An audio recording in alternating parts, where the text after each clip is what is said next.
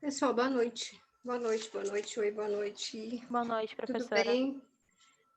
Tava dando um tempinho, a gente atrasou para entrar, né? Eu tava esperando um pouco, mas acho que a gente já tem que começar, né? Para não atrasar o nosso encerramento. Pode ser, gente? Tudo bem com vocês? Tudo bem. Quinta-feira.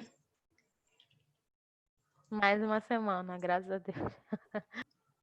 E as coisas caminhando para voltar a um novo normal, né? Acho esquisito isso de novo normal, mas É a é um normal realidade, né? diferente. É verdade. Não tem outro caminho. Deixa eu só abrir aqui.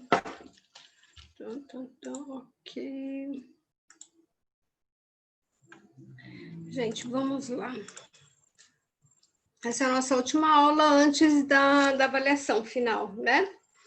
E aí eu tinha no planejamento, eu coloquei a gente conversar no planejamento das aulas, falar sobre planejamento estratégico, porque até aqui em todas as nossas aulas, a gente já reuniu informação, se a gente trabalhar, né, colocando, organizando tudo que o RH vem recebendo durante um período, a gente já tem informação suficiente, dados, para tranquilamente realizar um planejamento estratégico de pessoas. E, assim, vocês já viram planejamento estratégico em outra matéria, né? Então, nós não vamos ficar repetindo, chovendo no molhado sobre técnica, sobre cada passo, embora tenha algumas lâminas falando sobre isso, apenas para a gente desenvolver a conversa e ter referência.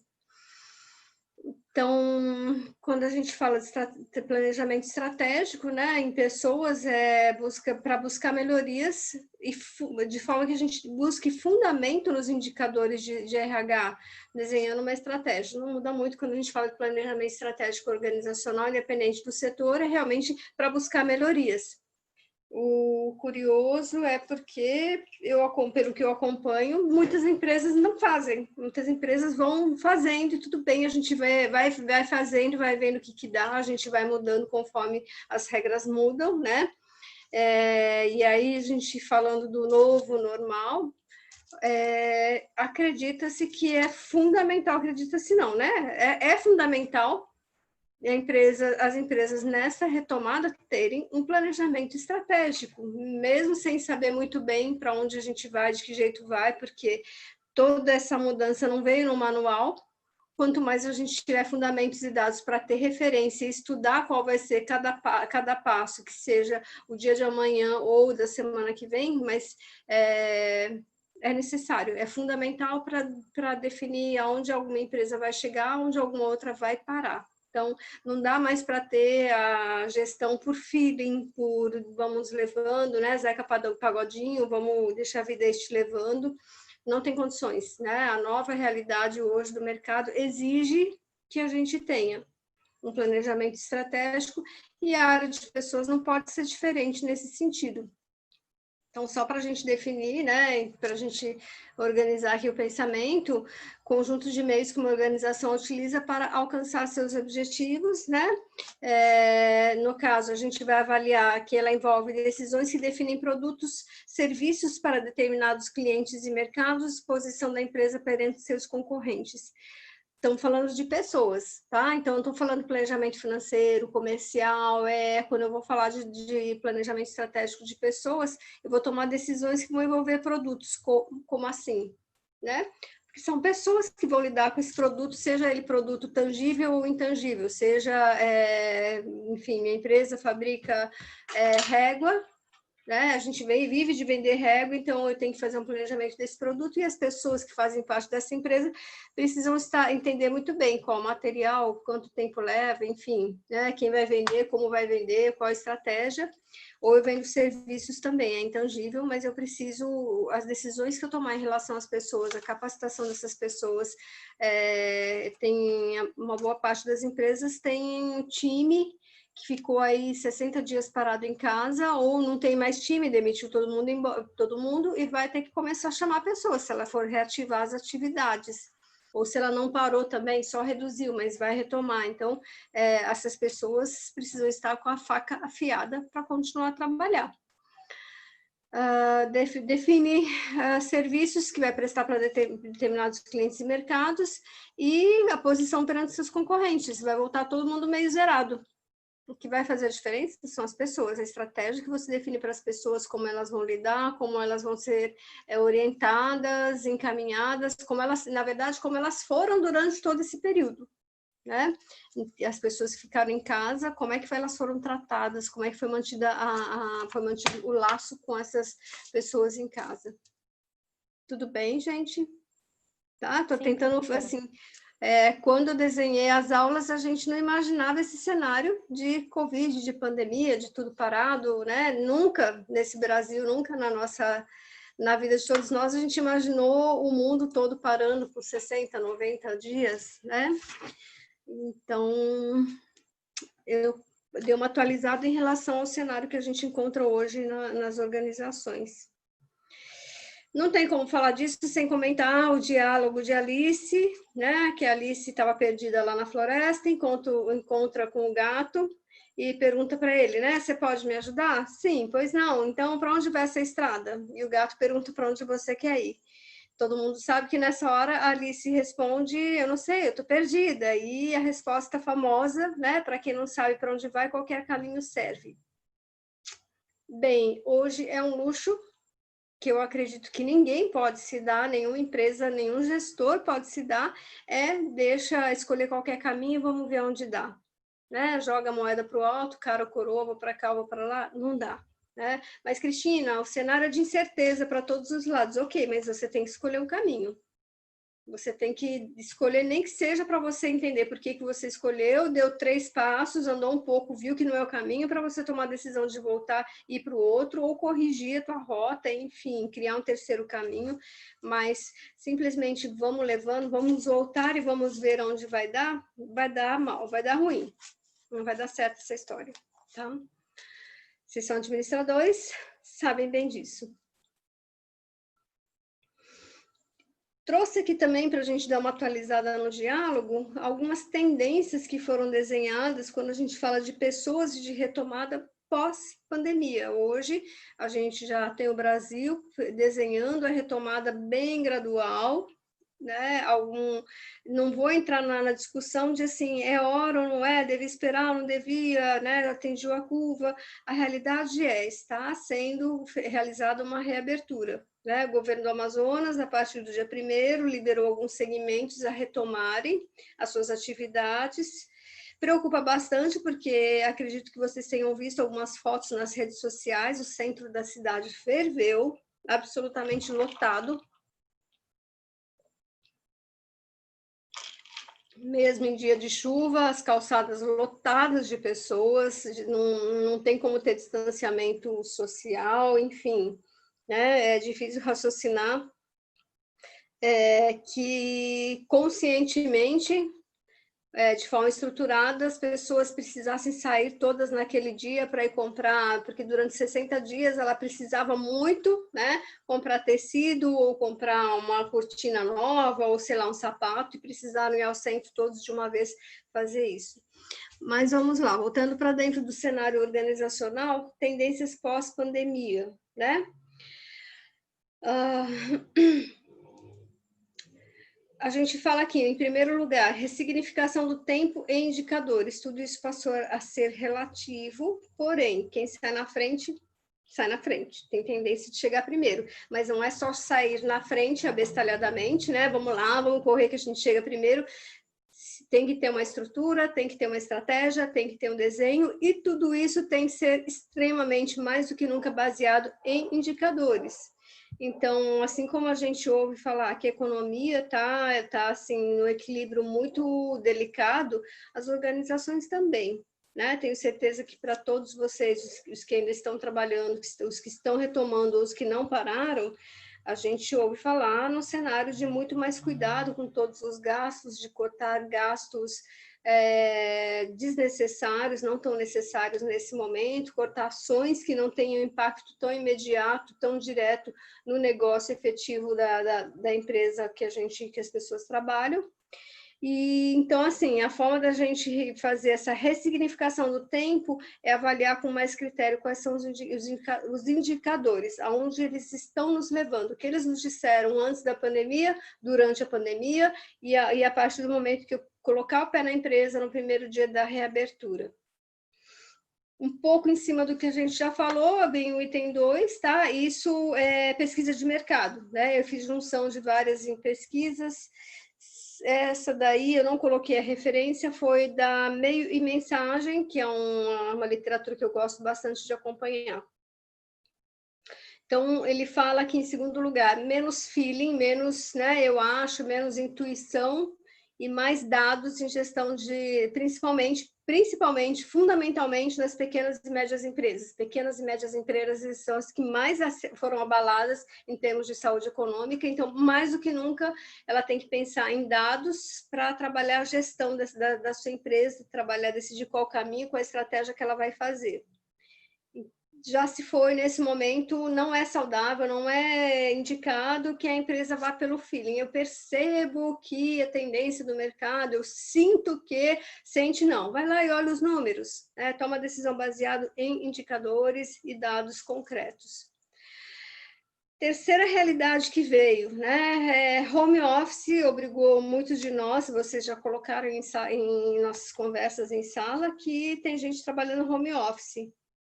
Home office era uma coisa que a gente ouvia falar, que alguém trabalhava em home office. Normalmente, quando é agregado, quando é de alguma empresa multi, alguma empresa com sede para fora.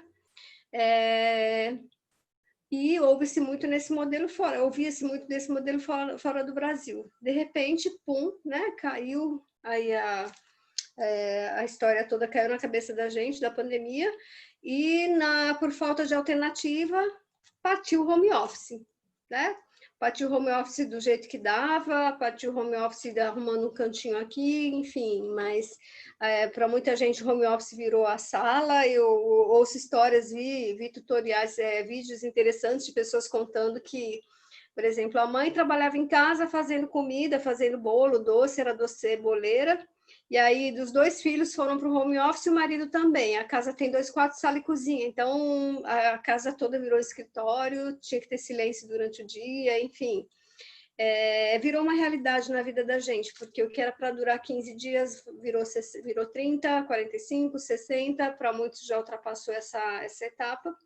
E mesmo a gente considerando a retomada agora no dia 1º, parcial a partir do dia 1º, né? A gente vê que home office é uma realidade que veio para ficar em boa parte das organizações. E sai da pauta do RH, então antes era algo que era negociado com gestão de pessoas, o recursos humanos negociava com o colaborador, às vezes na contratação, né? Olha, você vai cuidar de pessoal de call center, era muito comum, era mais comum acontecer, né? Eu vou te dar todo o equipamento, telefone, o headset, você vai trabalhar da tua casa, vou acompanhar teus indicadores, a gente faz reunião presencial uma vez por mês, ou sei lá quanto tempo na empresa, reúne no auditório, faz treinamentos motivacionais, e era tudo isso coordenado apenas pelo RH. E agora, né, isso entra na pauta do financeiro. As empresas perceberam, reconheceram, não porque antes tinham medo de arriscar nesse modelo, mas como foi o único caminho que tinha, seguir para o home office, deu para perceber pelos dados, por mapas, por números, né, a redução de custos que o home office trouxe para a organização. É óbvio. Então, lembra quando eu falava quanto se gasta nos indicadores nas nossas aulas? A gente conversou do indicador de benefícios. Um dos benefícios é vale transporte. Quantos por cento da tua folha de pagamento é ocupado por vale transporte? E quantos por cento o vale transporte representa em toda a estrutura da empresa, em todo o gasto financeiro, em todo o planejamento financeiro da empresa, mensal, trimestral, semestral ou anual?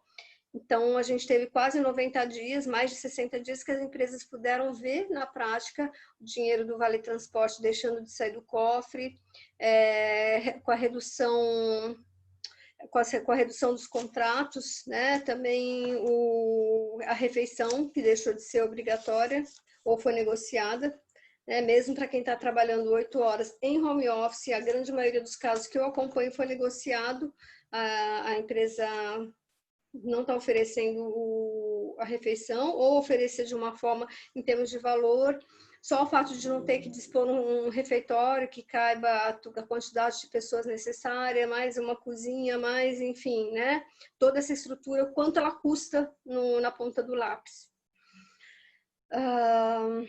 Então, a pauta de discutir a importância do home office não é mais algo que o RH negocia porque é melhor para o próprio labor, mas porque realmente é melhor para a saúde financeira das empresas.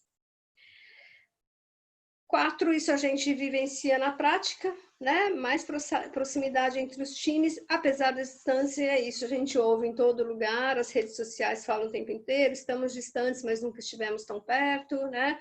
E as empresas canalizaram muitos esforços para manter a conexão com as pessoas que estavam em casa, seja por conta da suspensão de contrato, seja pelo home office, seja por as pessoas que já estavam em afastamento, né, pessoas em licença grávida e outros eventos de licença de afastamento, mas a grande maioria das empresas criou uma estrutura para manter essa conexão de forma a não perder o fio da meada com esse colaborador que agora precisa retornar e a gente vai puxando devagarzinho, né? Então, empresas que já há algum tempo começaram a passar o capital intelectual em relação à gestão de risco, gestão da saúde, gestão dos cuidados preventivos com o Covid, de forma que as pessoas, ao retornarem à sua empresa no dia 1º ou no dia 15, que é a segunda etapa de retomada, já estejam mais tranquilas, seguras e corram menos riscos.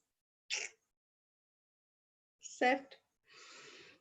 Se a gente fala da questão de correr menos riscos, saúde e bem-estar entram em pauta como nunca entraram antes.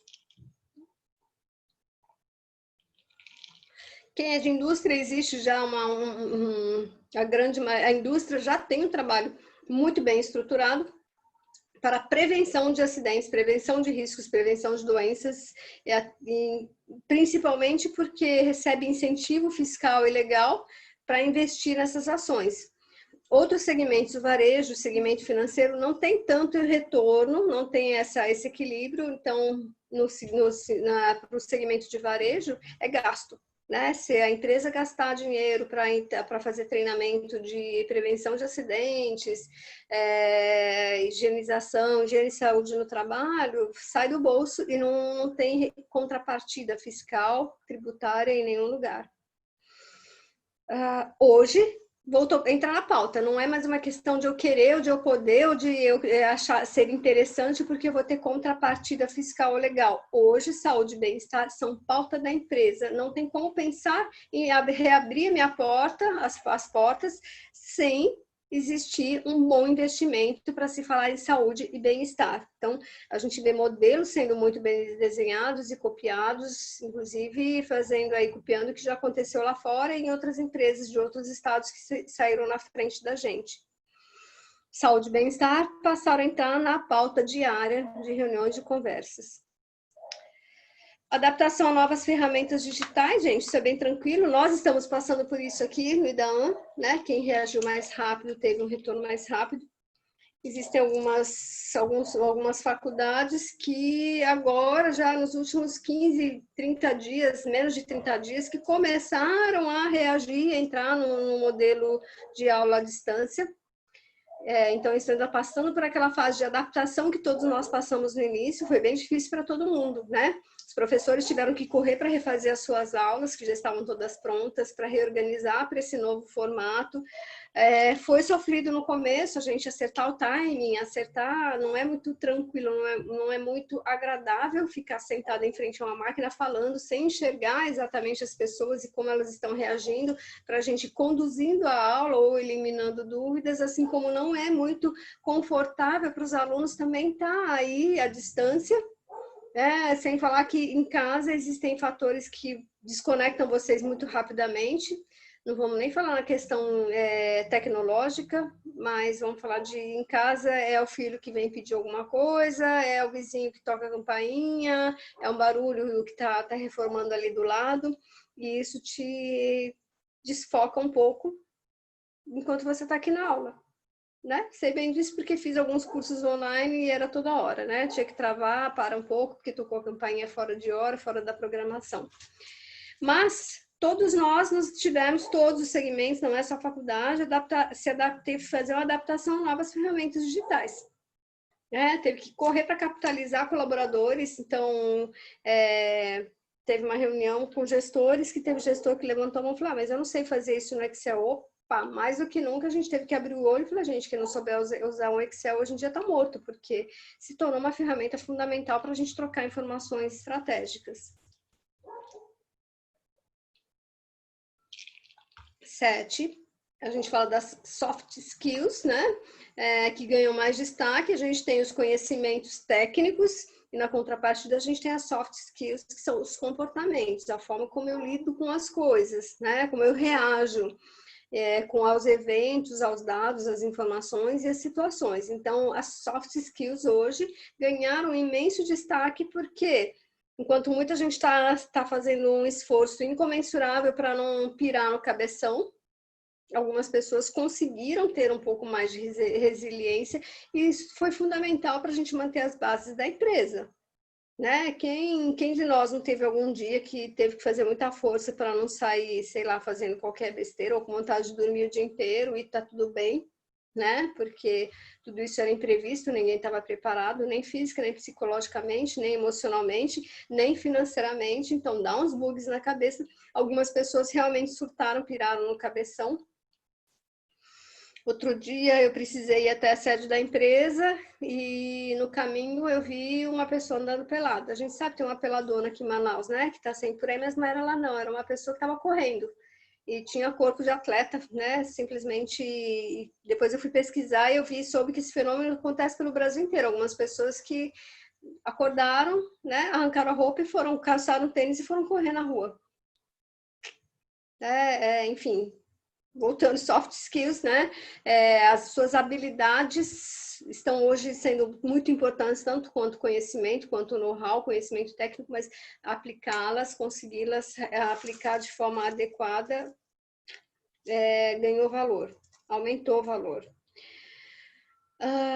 E, por fim, tudo isso que a gente viu muda completamente a relação que as empresas têm com seus clientes, né? O modelo B2B, business to business, ganha-ganha, não era bem, né? A gente fingia que era um ganha-ganha, eu te conto uma história e o cliente acredita que ganha, ou o cliente conta uma história e acredita que passa a perna na empresa, a lei de Gerson, ser mais esperto, levar vantagem. Hoje isso não tem condições, hoje realmente teve que haver esse equilíbrio, teve que haver muita negociação com a empresa e principalmente nessa retomada. Eu não tenho para te oferecer esse produto, eu posso te oferecer outro, eu posso conseguir, mas vamos negociar prazos, inadimplência e todas as situações. Ou seja, quem não negocia está lascado. Né? Empresa e clientes hoje precisam trabalhar em parceria o tempo inteiro.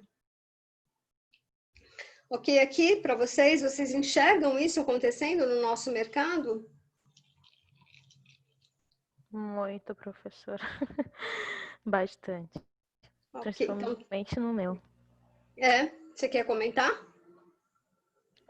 Sim, eu foquei muito, na verdade, a respeito das adaptações das novas ferramentas digitais. Tanto na faculdade quanto no trabalho. Trabalhos, nem tanto porque é uma coisa que eu gosto de fazer, então me acaba me prendendo um pouco mais. Mas realmente tem dias, assim, que a gente quer ficar de bobeira, a gente tem acesso ao celular, que distrai bastante, e acaba desfocando, né, do real objetivo ali daquelas horas que você está concentrada para fazer uma determinada função. A faculdade também tem momentos, assim, que a gente está ouvindo, mas ao mesmo tempo eu tô fazendo outra coisa, eu tô escrevendo no caderno, a minha mãe aparece do nada aqui, pessoas distraem, então é o tempo todo assim. Então a adaptação é bem complicada pelo fato de não ter uma concentração, assim, pelo menos 90%, né? É bem difícil manter diariamente. E aí, esse é um exercício que vai ser diário daqui para frente, porque a grande tendência é que isso tudo continue a fazer parte da nossa vida. Né? Então, acredita-se que de julho para agosto a gente consegue retomar as aulas presenciais nas faculdades, nas universidades, mas ainda vai existir esse modelo. Então, não vai voltar de uma hora para outra todo mundo e a mesma quantidade de horas que a gente tinha, como é que a gente vai fazer esse equilíbrio, né? Mesma coisa no nosso trabalho. Então, na empresa que eu trabalho, a gente já começou a retomada por setores, dividido por todo mundo com redução de horário. Para quem não teve redução, por exemplo, eu posso ter autorização para passar apenas 3 horas dentro da empresa, presencialmente, e tem que ser um horário agendado para evitar que a gente tenha muitas pessoas, para de repente todo mundo ter a mesma ideia de ter ideia de ir no mesmo horário que eu. E o resto do meu expediente eu compro digitalmente, eu compro em casa, eu compro à distância. É a tendência. Até onde vai isso? Por enquanto está planejado ir até setembro. E se continuar funcionando, vai ser para o resto do ano e assim por diante.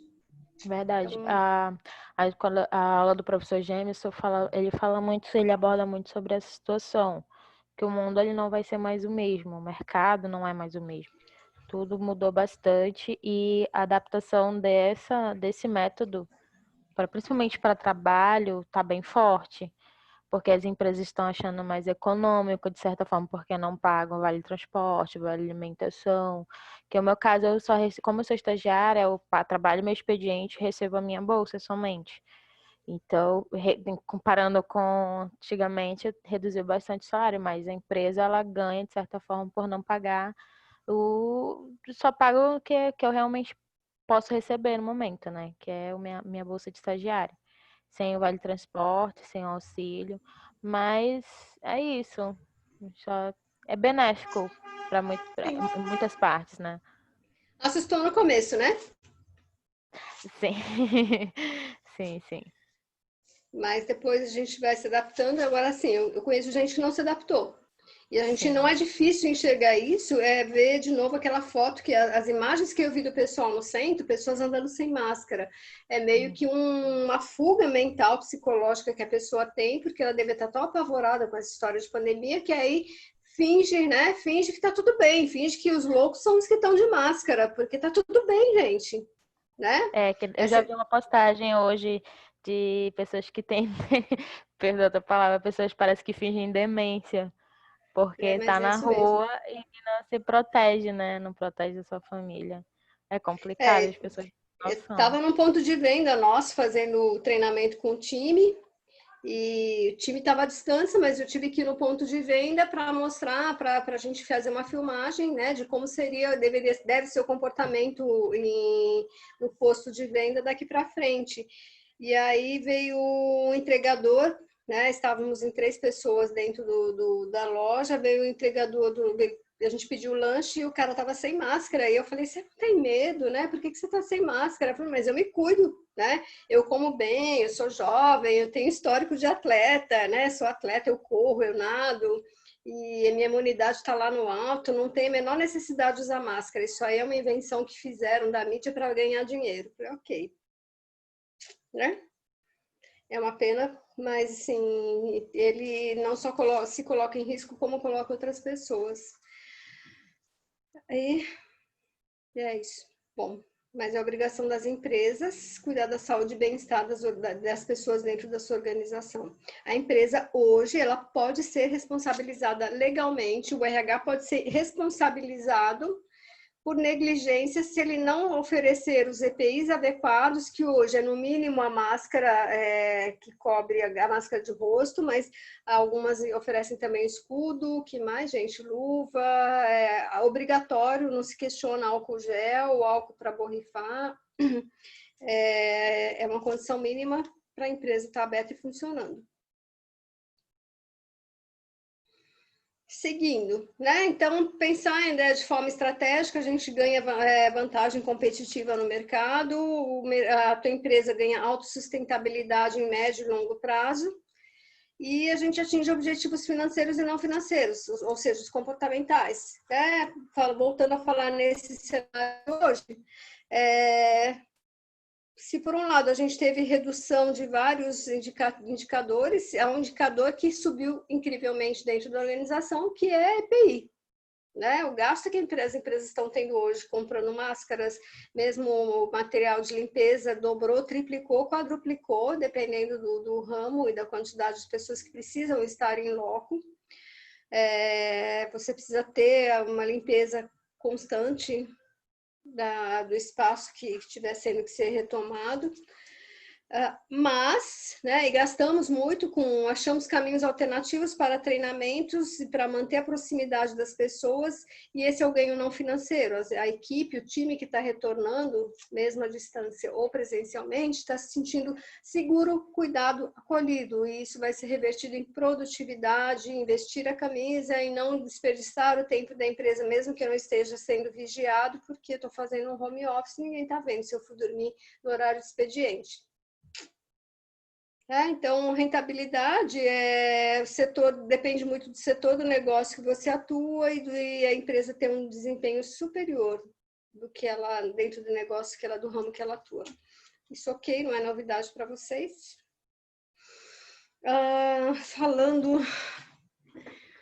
Esse é um desenho que, assim, nós não vamos nem ficar muito com blá, blá, blá nisso, porque vocês já conhecem esses modelos, eu só trouxe para a gente também ter referência, como eu falei, né? Analisar qual a estratégia do negócio para o meu negócio a partir de hoje, a partir da retomada. Fazer análise ambiental, análise nível macro, na apresentação dos trabalhos, achei legal, que embora a gente não tenha tido essa abordagem, acho que vocês estiverem com o professor Jamison, e falaram de avaliação micro, macro, isso é importantíssimo, né? Mas aqui, quando a gente fala de RH, então, avaliar as ameaças e as oportunidades do RH dentro desse cenário, o que é ameaça para as pessoas, o que é uma oportunidade, de que forma a gente vai lidar estrategicamente com isso, dentro dos objetivos de RH, qual vai ser a nossa estratégia dentro de gestão de pessoas, e aí vamos trazer os programas funcionais para trabalhar suprimento, aplicação, manutenção, blá, blá, blá. Aqui, ok, é mais para a gente chegar nesse... Ops, cheguei aqui. Tá, pensar no conjunto de meios que a organização utiliza para alcançar os seus objetivos. Já pus isso. Eu repeti, é esse aqui. Planejamento de RH.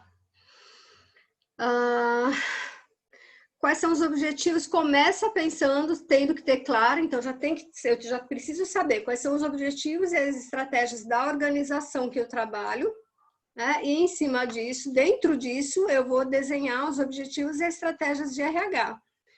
Sendo que, retrato atual, como é que nós estamos hoje e o que eu vou precisar para o futuro.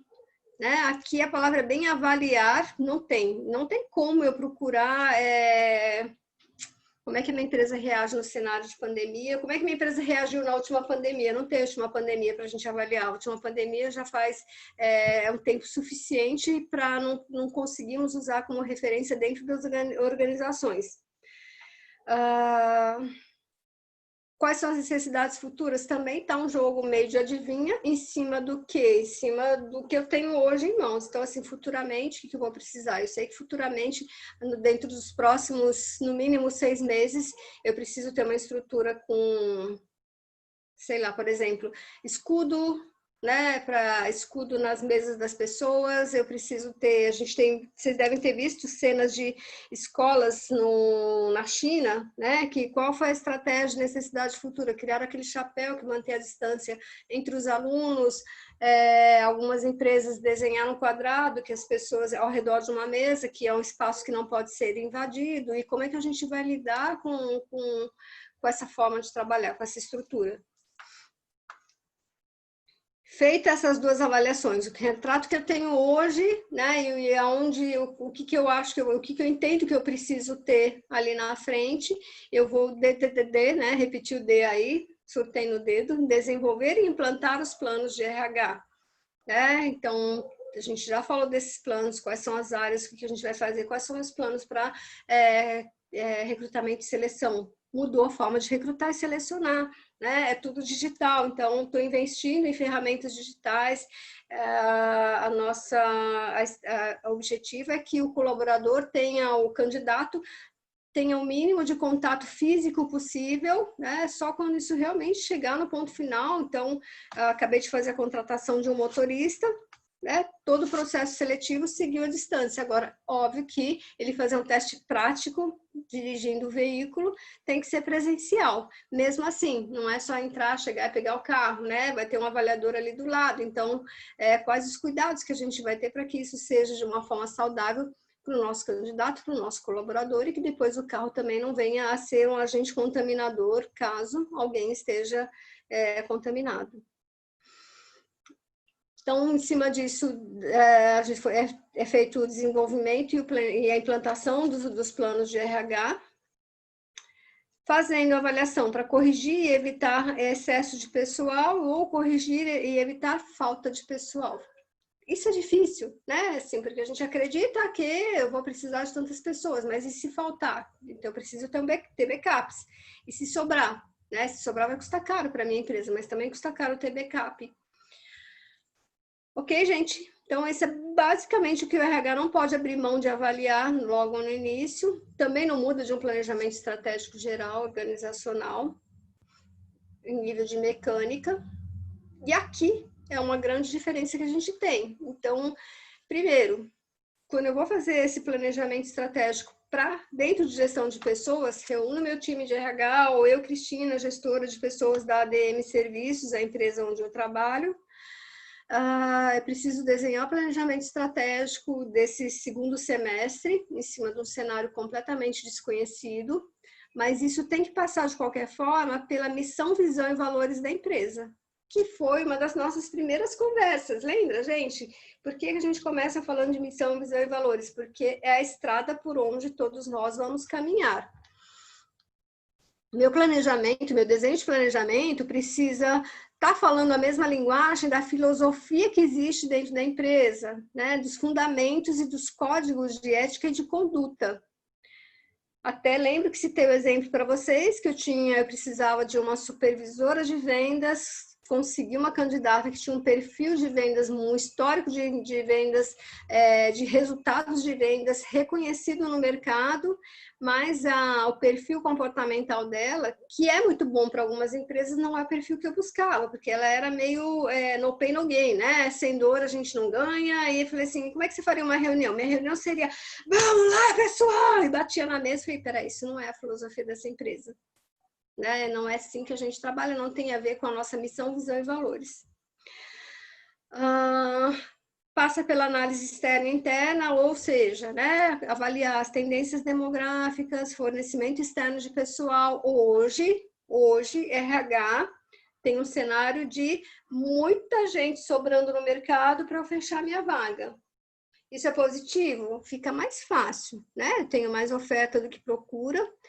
A realidade que as pessoas estão sentindo, salários estão mais baixos. Se antes eu tinha que oferecer salários mais altos para pegar as melhores pessoas, hoje a realidade é que eu consigo oferecer um salário de base e conseguir essas mesmas melhores pessoas, porque é o que o mercado tem, né? Demanda, é a lei da demanda. Outra realidade que aumentou o trabalho de recrutamento e seleção, porque se antes eu anunciar uma vaga, como eu coloquei o exemplo para vocês de motorista, né? Eu anunciava uma vaga e recebia em torno de 500 currículos em 24 horas. Eu não arrisquei anunciar essa vaga porque eu sabia que eu ia receber um número monstruoso que eu não ia dar conta de avaliar. E avaliar meus concorrentes, como é que o meu concorrente está trabalhando, né? Meu concorrente que serve como referência. Internamente, eu preciso, então, avaliar, passar todo esse crivo pela cultura e competências e composição da empresa, como é que é composta a empresa, qual a previsão de demanda de funcionários daqui até o fim do ano, vou precisar de mais gente, qual vai ser minha rotatividade natural. Isso está difícil responder, porque eu já tinha um nível percentual que eu sabia que era a rotatividade natural da empresa. Né, de pessoas ou que são dispensadas.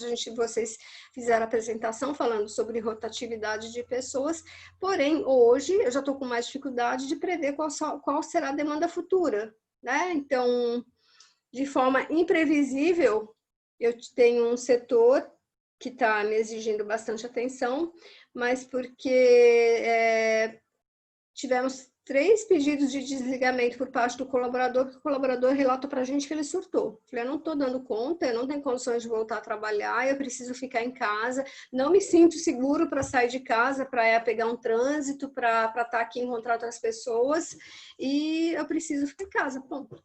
É uma atividade que não tem condições de ser realizada à distância, tem que ser presencial. E aí a gente está perdendo pessoas. Não havia essa previsão no nosso desenho de rotatividade. E estou acompanhando para ver se vai ser uma realidade daqui para frente. Com tudo isso, vou desenhar a minha estratégia, então, né? Avaliando tudo isso, a gente chega aqui, vou desenhar, formular uma estratégia, pensando em produtividade, eficiência, qualidade de serviço, rapidez e inovação, adequação interna ou externa e alinhamento. Feito isso, ok, a gente vai implementar, né?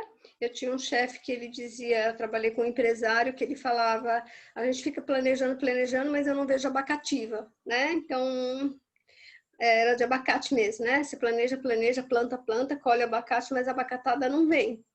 Às vezes a gente planeja e não consegue realizar. Tem um livro que eu gosto muito, que é do Amir Klink. Amir Klink é um velejador, ficou muito famoso nos anos 70, faz bastante tempo, né? Mas porque ele foi a primeira pessoa no mundo e o primeiro brasileiro, óbvio, né? Foi o primeiro brasileiro que fez uma circunnavegação, ou seja, ele deu a volta no globo terrestre a bordo de um veleiro e sozinho. Então, exigiu muito planejamento e no livro dele ele conta isso.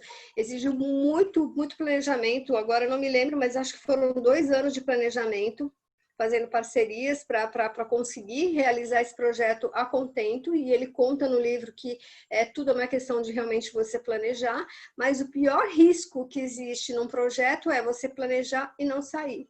Então, o pior risco que ele tinha, que ele se deu conta, né? Então, ele adiou por 3 vezes a partida da viagem. Então, chegou o dia que ele falou, vou sair dia 1º. Ok, chegou no dia 1º, ele falou, gente, faltou isso. Vamos pensar melhor nesse ponto. Chegou na nova data, olha, eu estou preocupado com outra coisa, vamos rever isso, porque isso pode fazer o projeto perder o rumo, né? Quando ele se deu conta que o excesso de planejamento estava impedindo ele de realizar o principal objetivo, que era viajar, que era sair do estaleiro, sair do cais. E esse é o nosso risco do planejamento. A gente planeja, peraí. Ok, tem que ter todos os cuidados, mas também tem que respirar fundo e sair. Alguns dados você pode ir corrigindo durante o caminho, se você ficar de olho. Então, implementou a estratégia, né? Pensando no ajuste do fornecimento e demanda, pensando na redução e demissões e enxugamento que podem vir a acontecer, porque eu estou planejando uma demanda para melhorar até o fim do ano 3% a cada mês, ok? Né? E a demanda me surpreendeu, a gente passou a aumentar 6%, não esperava tanto, vai faltar produto, vai faltar pessoas, né? Ou se eu fui otimista, vai sobrar produto, sobrar pessoas, também é um perigo. E não podemos perder a avaliação, gente. Se vocês também já viram, a gente vê no PDCA, né? Então tem que tirar o PDCA, isso é um PDCA, avaliar as medidas do capital humano, pontuação equilibrada, para ver se esse caminho está indo certo, se a gente vai ter que corrigir a rota. Ok? Né? Mas o principal que eu queria mostrar quando a gente fala de planejamento em gestão de pessoas, não podemos fazer isso sem olhar de frente para a missão, visão e valores. Correto, gente? Senão a gente perde identidade desse trabalho. Uhum. Né? Qual a frequência? Depende, anual, semestral, trimestral. Existe uma tendência do mercado em fazer esse planejamento com menores prazos. Então, enfim, a gente fala na empresa, a gente trabalhava, né, trimestral, semestral, tranquilo, era o mínimo que era feito todo dia, corrigido o tempo inteiro. Anual, bimestral e quinquenal, não tem mais, não dá para saber. Eu não consigo hoje enxergar como é que vai estar o meu mercado daqui a 2 anos. Com muito cuidado, a gente está conseguindo enxergar uma estratégia daqui para até 6 meses e os próximos 6 meses em cima do que a gente for vendo durante esses 6 meses correntes. Confere para vocês também sentem isso na empresa?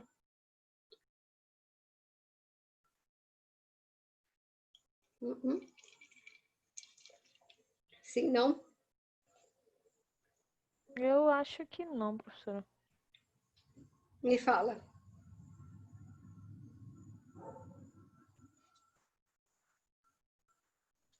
É porque eu não entendi muito bem o que a senhora falou. Tá, entendi. Tá. Então, aqui a gente falou de Tenho dúvida. desenhar o planejamento e aqui eu vim falar da frequência. Né? Cristina, com que frequência o planejamento estratégico de gestão de pessoas precisa ser feito? Qual a frequência dele?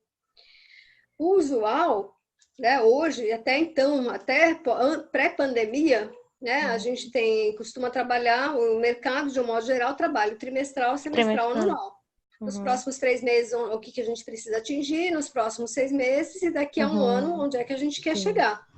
Hoje, falando em mercado pós-pandemia, tá difícil pensar no anual, Tá. É né? porque Porque é uma coisa assim que a gente não está conseguindo prever, né? As pessoas não estão sabendo lidar, contornar a situação, não estão sabendo controlar, né? Até porque, como a senhora mencionou, tem pessoas que andam sem máscaras e não se previne, e isso acaba sendo um número, vai aumentando. Tipo, eu confesso, fiquei com bastante medo no dia primeiro. No dia primeiro eu fiquei um pouco assim, assustada. Tava com previsão de a gente retornar, mas no final do mês de maio, as nossas supervisoras, as meninas que têm mais contato com a gente, estavam em reunião com a RH, com a diretoria, e depois repassaram pra gente que a gente ia permanecer em home office e só ia voltar pessoas de outros departamentos, que tem menor quantidade. A gente é um grupo muito grande, então não tinha condições de a gente voltar. Então, por conta disso, até mesmo também porque em 24 horas aumentou muito o número dos casos, aumentou também o número de mortes, né, de óbitos. Então, para evitar, fizeram esse planejamento, né, essa reunião e falaram, repassaram pra gente. Então, é uma coisa assim que a gente não consegue prever, porque mês de maio informaram, olha, gente, dia primeiro a gente pode estar retornando, né, uma previsão de retorno das nossas atividades na unidade. Chegou no final do mês, não vamos mais. Então, é uma coisa assim que é um pé na frente e um outro atrás, né? Ou vai ou fica. Então, não tem como prever. Acho que assim é um pouco difícil ter esse planejamento estratégico. e tudo, assim, vamos lá. Teve empresa que, infelizmente, perdeu o gestor, perdeu a cabeça de alguma área, né? Infelizmente. Isso eu fui procurado por uma gestora que a gente pediu o retorno dela e ela falou, olha só que eu já estava completando e realmente durante esse período de afastamento venceu o segundo período aquisitivo de férias dela, que é uma coisa que é um pesadelo em RH, isso não pode acontecer, a gente paga multa, né? Mas ela estava com o contrato suspenso. A questão que ela colocou não foi nem essa, ela falou, eu vou precisar de férias, porque eu não descansei. Eu fiquei 45 dias em casa, mas foi tensão absoluta e eu não desgrudei dos números, eu não desgrudei de várias situações e eu vou precisar de férias. Né? Mas, bem, nesse momento que a gente está vivendo, enfim, né? Contava com você, mas ela tem o direito dessa solicitação. E outros cenários que a gente vai encontrar dentro das empresas, tá? Então, assim, é só quando eu questionei foi isso, né? Assim, falava-se algumas empresas tinham fora o trimestral, semestral e anual, que é o mínimo que a gente precisa ter, o planejamento estratégico avaliando os 2 anos, os próximos 2 anos, onde é que a gente quer estar, em quantidade de pessoas, em status quo dessas pessoas. Então, vou citar alguns exemplos. No nosso desenho, a gente diz assim, quero em 2 anos ter implantado bolsa de estudos para os colaboradores, começando com gestores, né, para o curso que eles quiserem frequentar. Então, se eu tiver um gestor que disser assim, eu quero fazer um curso de gastronomia, beleza, a empresa vai te pagar. Obviamente, essa realidade mudou, né? Porque a gente já não sabe nem se vai ter caixa para tudo isso, a gente já não sabe nem, já não é o momento, né? Com muita sorte, para alguns casos, a gente conseguiu manter um projeto que até porque é necessário nessa nova realidade, algumas pessoas a gente está mandando fazer alguns cursos e pagando 100%. Isso desenhado para o meu planejamento de 5 anos, em 5 anos eu teria um quadro acima de gestor intermediário para cima, 100% com nível superior e pós-graduação. Eu já não posso mais enxergar esse cenário. né? E o caminho que a gente esperava chegar com esse quadro também já não existe mais. Então, muda tudo. Hoje, a gente não consegue enxergar daqui a um ano, daqui a 2 anos. Um ano dá até para ter uma ideia, mas daqui a 2 anos está difícil. Bem difícil mesmo. Pode falar. Não, nada não. Tá. Como eu falei, planejamento tem que respeitar a cultura organizacional e tem que haver o processo de comunicação. Quando eu coloco aqui o planejamento tem que sair da prateleira, ele tem que ser comunicado para o time.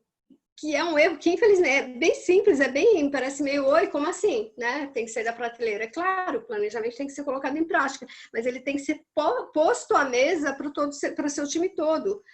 Principalmente porque hoje o time está espalhado. Então, se o time não souber muito claramente aonde a gente deve, para que caminho a gente deve ir, aonde a gente deve se encontrar, a gente vai gastar muita energia, a gente vai perder muito tempo. E tempo é fundamental nesse processo de retomada. É fundamental para você estar melhor que o teu concorrente ou estar melhor do que você mesmo amanhã.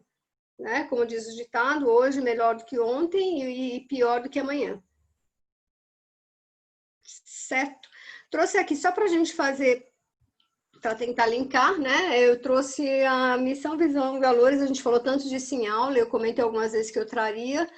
Agora, na última aula, eu trouxe, então, a missão, visão e valores da DM Serviços, que é a empresa que eu trabalho, que reúne franquias de várias marcas. A empresa tem como missão administrar custos e pessoas com encantamento. Então, isso eu gosto de citar, porque, assim, não é só o RH que tem que pensar em pessoas. Hoje, na empresa, todos os setores têm que pensar em formas de encantar pessoas. Como assim, Cristina? A gente está falando do cliente, então, né? Já que é varejo, já que é comércio, a gente está falando do cliente também. Então, nós ensaiamos, treinamos e desenhamos ferramentas para encantar os nossos clientes, mas nós sabemos que só pode encantar o seu cliente quem estiver encantado, né? Claro que isso não é possível 100% das vezes, claro que a gente tem reclamação de cliente por mau atendimento, mas nós sabemos que quanto mais eu encantar os meus colaboradores, menos chance de bug, né, das coisas darem erradas eu tenho. Então, é isso. Né? Na nossa visão, desejamos ser referência em gestão de vendas e de pessoas. Claro, se a empresa toda, nossos 225 colaboradores e as nossas 24 unidades de trabalho são unidades de varejo, são lojas para vendas, para atendimento a clientes, né? Nós queremos ser referência em gestão de vendas, mas só vamos atingir isso se também formos referência em gestão de pessoas. Crenças e valores, buscamos ética nos negócios, acredito que a grande maioria das cartas que eu leio falam de ética nos negócios, né? E isso é praticado, as negociações não deverão ter princípios sólidos e não violar, em hipótese alguma, o respeito ao ser humano. Aqui a gente não fala violar o fornecedor, violar o cliente ou o colaborador, a gente fala de ser humano. Por quê? A ética nos negócios tem que acontecer para todas as partes. Então, a legislação exige que se faça disso, assim será feito.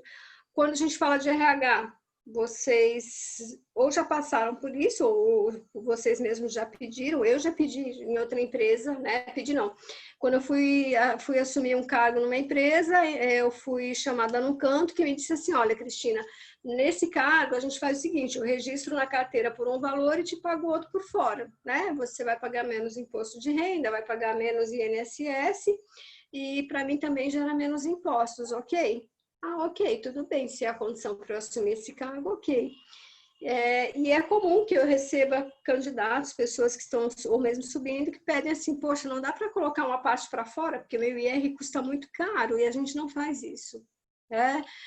Ou então um candidato, quem nunca, ok, gente? Que fala assim, poxa, né, chamei para trabalhar, fulano, parabéns, que legal, você foi admitido, você começa a trabalhar dia 5 com a gente. Ah, beleza, mas acontece que falta só 2 parcelas do meu seguro-desemprego, dá para esperar um pouquinho, porque ele é muito importante para complementar a minha renda? Vocês concordam que isso fere a questão da ética nos negócios? Sim. Sim. Sim. É vantajoso? É. Né? Ah, mas é vantajoso, é bom, não custa nada para a empresa fazer isso para o colaborador, ninguém vai saber, custa, né? Como gestora de pessoas, já trabalhei em empresas que aceitaram esse procedimento e depois isso virou uma causa na justiça, porque o colaborador, infelizmente, teve um sinistro, teve um incidente nesse período que ele ficou sem carteira assinada porque queria receber o seguro-desemprego e a gente concordou, e aí isso virou uma briga na justiça. Independente de promessas, de juros, de contratos de gaveta, na DM Serviços, a gente não aceita nada que não seja correto.